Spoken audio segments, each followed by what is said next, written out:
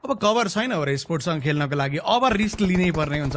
हान्ने चाहिँ कहाँ त 40 को टिमले चिकन कन्भर्ट गर्न जानेको छ, एकजना प्लेयर लुज गर्यो बट त्यसले रिजल्ट दिइरहेको छ। नोफियरको एचपी कम भएको, चिप ड्यामेजले गाह्रो बनाइदिने हो, जोनको क्लोजिङ पनि भइरहेको छ, एचपी कम छ अलरेडी नोफियरको, लेमनको एचपी कम गरायो। त्यो बीचमा ओर स्पोर्ट्सबाट नक निकालिएको छ एक थ्रोएबल्सको साथमा। लेमनलाई डाउन गर्न सक्यो भने सजिलो हुने, त्यो लेमनलाई पनि डाउन गरियो त्यहाँ। अब एक थ्रोएबल चाहिएको छ पञ्चरको साइडमा, गेम सकियो नाभीको टिमको पनि हो र स्पोर्ट्सले 10औं एलिमिनेसन आफ्नो नाममा अनि खेल्नको लागि एज सायद बनाउन भ्याएको छ। उता एएसटीले थर्ड पार्टी हान्ने सोचेको, नक निकालिदियो पनि, जियोले नक निकालेका छन्, जियोले नक एन्ड फिनिस नै हान्दिए। नोफियरको 1-on-1 को प्रयास, नोफियरले रिकलाई डाउन गरे, जियोलाई टेक डाउन गरे, सँगसँगै ओर स्पोर्ट्सको 11औं एलिमिनेसन अनि सर्कलको शानदार इन्ट्री। 1 म्यान डाउन बट राम्रो प्रयास यहाँ चलिरहेको छ। अब लेफ्टबाट डीआरएसले प्रब्लम दिने होला ओर स्पोर्ट्सलाई। यता ग्यान्टे गाडी लिएर सिधै मुखमा पुगिसके, पुग्दा पुग्दै स्काईले नक निकालिदिए त्यहाँ। एलिमिनेसन हर एकको लागि कोसिस गरिनेछ, ग्यान्टेको एलिमिनेसन उठाइयो, सेक्युर गर्न खोज्दैछन्। हो यो एग्रेसनलाई कन्ट्रोल गर्नुपर्ने हुन्छ टिमले, बाँकी प्लेयरहरूलाई जोनको लागि आउनै पर्ने अवस्था छ।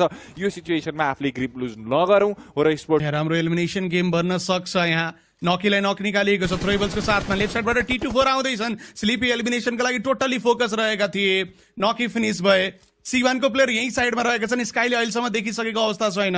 स्पोर्ट्सको लागि 13 एलिमिनेसन अलरेडी यो म्याचमा बनिसक्यो। टेबल टपको स्थान यो म्याचले उनीहरूलाई बनाउन सक्छ। एक्सपोज भएर क्लच खाने उनके भन्ने डर हुन सक्छ, बिकज ओपन फिल्ड छ, झ्याममा कोही उठ्यो कहानी बिग्रिहाल्यो। एक एलिमिनेसनको लागि स्काई ओपनमा नै गएका थिए। आइक्यू लास्टमा स्ट्यान्डिङ, टिमको लागि 14, 15 एलिमिनेसन, 16 को लागि टिम भाग्दैछ। अगाडिपट्टि रहेको हो टिम 40, उनीहरूलाई पनि शटडाउन गर्दै बिग चिकन डिनर, यो ग्रान्ड फाइनलको सबैभन्दा बिगेस्ट एलिमिनेसन चिकन डिनर हाम्रो हो भन्दै ओर स्पोर्ट्सले #1 शानदार पारामा क्लेम गरेको छ। चिकन डिनर निकाल्दा बित्तिकै आफू च्याम्पियन पनि हुन सक्छ, PMWC को यात्रा बनाउन सक्छ, $26,000+ जित्न सक्छ, सँगसँगै WC को इन्डियाको साथमा ओर स्पोर्ट्सको टिम र उनीहरूमा आएको खुसी हामीले देख्न पाएका छौँ। स्काई वानबाट पनि थोरै extra input with the elimination पनि देख्न पायो भने झन् बवाल हुने रहेछ। बाँकी यी तीनटा योद्धाहरूबाट त देख्न एक्सपेक्ट गरिन्थ्यो elimination points, crucial clutches, crucial 1v1, त्यो सब ड्याङ उनीहरूले हान्न भ्याइरहेको छन्।